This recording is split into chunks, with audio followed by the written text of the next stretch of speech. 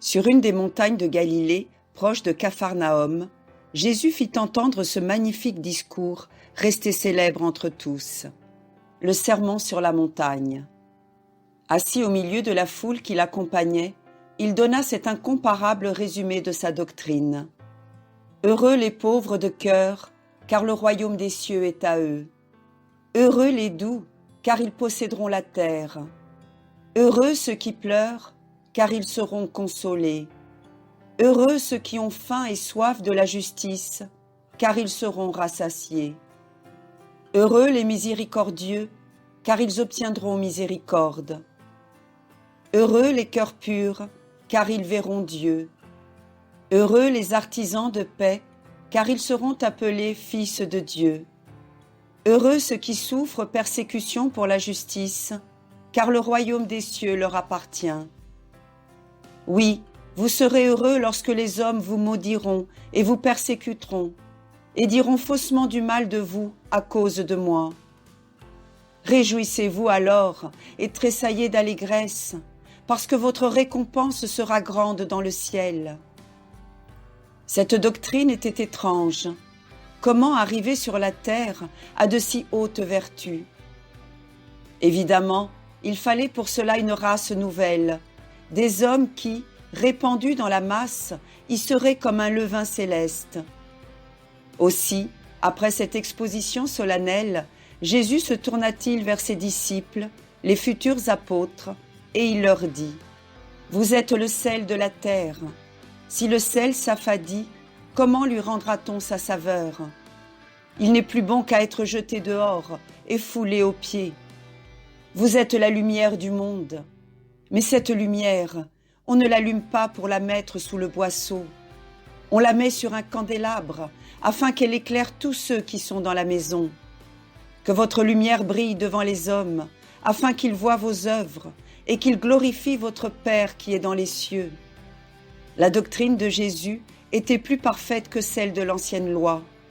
Toutefois, il ne veut pas abroger cette dernière, mais la perfectionner.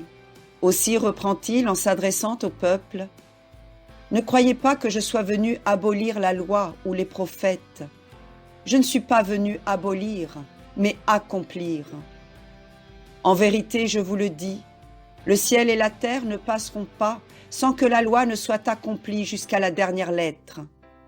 Si donc votre justice n'est pas plus parfaite que celle des scribes et des pharisiens, vous n'entrerez pas dans le royaume des cieux. » Énumérant les divers commandements de la loi, il condamna non seulement l'homicide, mais la colère, l'injure et la haine.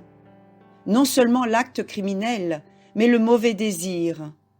Non seulement le parjure, mais le serment inutile. Non seulement la dure loi du talion, mais tout acte de nature à blesser la charité. À ses premières instructions, il ajouta d'admirables préceptes. « Aimez vos ennemis, priez pour ceux qui vous persécutent et vous calomnient, afin que vous soyez les fils de votre Père céleste, qui fait lever son soleil sur les bons et sur les méchants, et descendre la pluie sur les justes et sur les injustes. Si vous aimez ceux qui vous aiment, quelle récompense mériterez-vous? Les publicains ne le font-ils pas? Si vous vous contentez de saluer vos frères, que faites-vous de plus que le reste des hommes? Est-ce que les païens n'en font pas de même? Soyez parfaits, comme votre Père céleste est parfait. Quand tu fais l'aumône, ne sonne pas de la trompette devant toi, comme font les hypocrites dans les rues et dans les synagogues. Que ta main gauche ignore ce que fait ta main droite. De même, quand vous prierez, ne faites pas comme les hypocrites, qui aiment à prier debout dans les synagogues et au coin des places publiques pour être vus des hommes. Je vous le dis en vérité, ces gens-là ont déjà reçu leur récompense. Vous donc, vous prierez ainsi : Notre Père qui es aux cieux, que ton nom soit sanctifié, que ton règne vienne, que ta volonté soit faite sur la terre comme au ciel. Donne-nous aujourd'hui notre pain quotidien. Pardonne-nous nos offenses, comme nous pardonnons à ceux qui nous ont offensés. Ne nous laisse pas entrer en tentation, mais délivre-nous du mal. Ainsi soit-il. » Après l'aumône, la prière. Après la prière, la pénitence du cœur. Lorsque vous jeûnez, ne soyez pas tristes comme les hypocrites qui prennent une mine défaite afin que les hommes sachent qu'ils jeûnent. Toi, au contraire, parfume ta tête et lave ton visage, de peur que les hommes ne s'en aperçoivent. Et ton Père, qui voit dans le secret, te le rendra. Et, plus haut que tout cela, l'abandon à Dieu.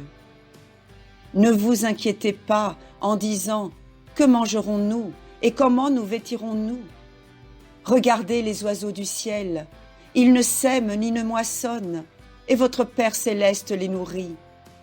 N'êtes-vous pas plus que les oiseaux? Voyez les lys des champs, ils ne travaillent ni ne filent, et cependant Salomon, dans toute sa gloire, n'était pas vêtu comme l'un d'eux. Cherchez le royaume de Dieu et sa justice, le reste vous sera donné par surcroît. Demandez et vous recevrez, cherchez et vous trouverez, frappez et on vous ouvrira. De même qu'il avait insisté pour la prière, Jésus insista sur l'obligation de la pénitence. On ne monte pas au ciel sans s'arracher douloureusement à la terre. Entrez par la porte étroite, parce que la porte large et la voie spacieuse est celle qui conduit à la perdition, et nombreux sont ceux qui entrent par elle. Oh, qu'elle est étroite et resserrée, la voie qui conduit à la vie, et qu'il en est peu qui la trouvent. Enfin, après avoir prémuni ses disciples contre les docteurs de mensonges, Jésus termine ainsi. Celui qui entend les paroles que je vous adresse et les met en pratique ressemble à cet homme sage qui a bâti sa maison sur le roc. La pluie est venue, les fleuves ont débordé, les vents ont soufflé et se sont déchaînés, et elle n'a pas été ébranlée, parce qu'elle était fondée sur le roc. Celui, au contraire, qui entend mes paroles et ne les met pas en pratique, ressemble à l'insensé qui a bâti sa maison sur le sable. Et la pluie est tombée, et les fleuves ont débordé, et les vents sont venus fondre sur la maison, et elle s'est écroulée, et complète a été sa ruine. Jésus descendit de la montagne, suivi de la foule qui s'attachait à ses pas. Au moment où il allait entrer dans la ville, un lépreux tout défiguré accourut sur son passage, se prosterna à ses pieds et s'écria « Seigneur, si tu le veux, tu peux me guérir. » « Je le veux, dit Jésus, étendant la main sur ses plaies. Sois guéri. » À l'instant même, la lèpre disparut. Le pauvre malheureux, transporté de joie, allait acclamer son bienfaiteur. Jésus lui imposa silence. « Va, lui dit-il, te montrer au prêtre, et offre au temple le sacrifice ordonné par Moïse. » Malgré cette recommandation, le lépreux se mit à publier de tous côtés le miracle dont il venait d'être l'objet. Il provoqua une si ardente curiosité à l'égard de Jésus que ce dernier ne pouvait plus paraître dans la ville. Afin d'éviter des démonstrations importunes, il se retira dans des lieux déserts. Mais on découvrit sa retraite et on s'assembla autour de lui pour l'entendre et le prier de guérir les malades. Au bout de quelques jours, Jésus revint à Capharnaüm. Il y était à peine que la foule se réunit autour de sa demeure, si nombreuse que la rue ne pouvait la contenir.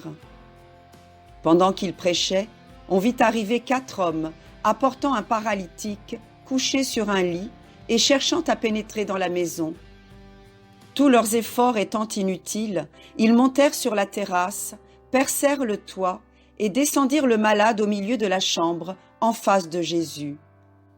Jésus fut touché d'un tel acte de foi. Il dit au paralytique : « Mon enfant, tes péchés te sont pardonnés. » Il y avait là, mêlés à la foule, des pharisiens et des scribes. Ils parurent scandalisés de ces paroles. « Quel est cet homme ?» se dirent-ils. « Il blasphème. Dieu seul peut remettre les péchés. » Leur surprise malveillante n'échappa pas à l'œil clairvoyant de Jésus. « Pourquoi, leur dit-il, murmurez-vous dans votre cœur ?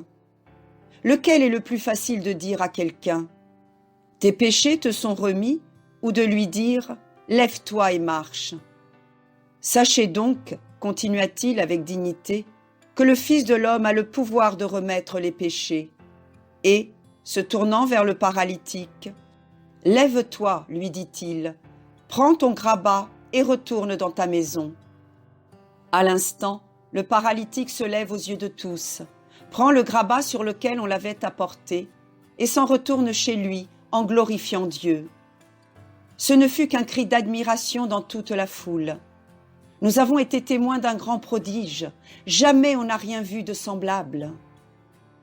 Après cette guérison, Jésus sortit et se dirigea vers le lac.